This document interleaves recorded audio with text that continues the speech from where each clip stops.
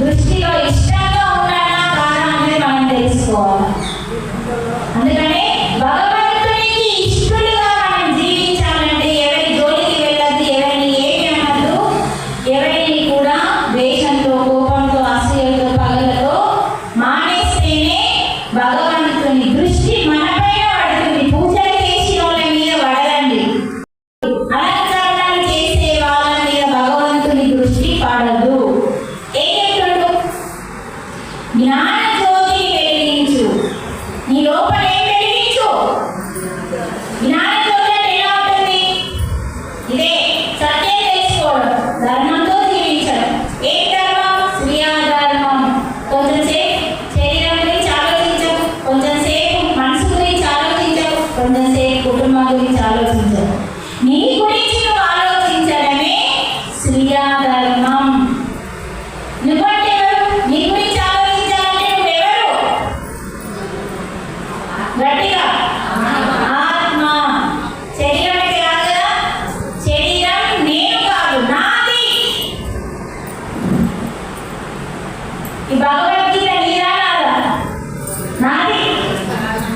అలాగే శరీరం నాది, మైక్ నాది, కుర్చీ నాది. ఇవన్నీ ఎలా నాది నాది అంటున్నామో శరీరం నీది, నాది. కానీ నువ్వెవరు అంటే ఆత్మ. ఆ ఆత్మ జ్ఞానంతో జ్యోతిని వెలిగించు అంటున్నాడు.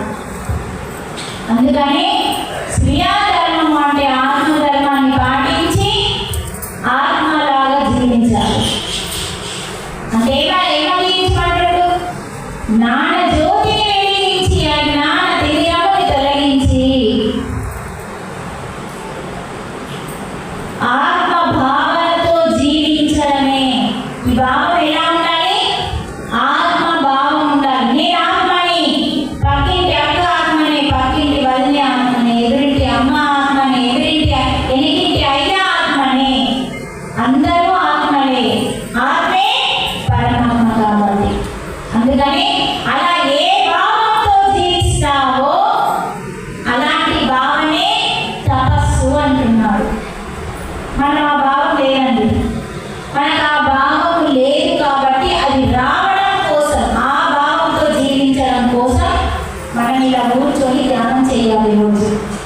అప్పుడు మెల్లిమెల్లిగా నేను ఆత్మని, నువ్వు ఆత్మని తెలుసుకొని ఒకరి